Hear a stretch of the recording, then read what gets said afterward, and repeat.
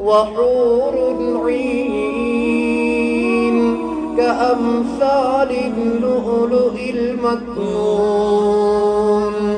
جزاء بما كانوا يعملون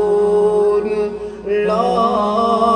يسمعون فيها لغوا ولا تأثيما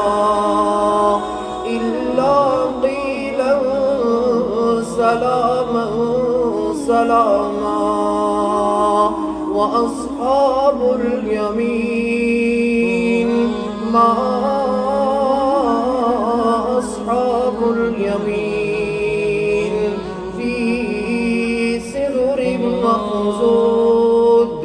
وطلح منضود وظل ممدود وماء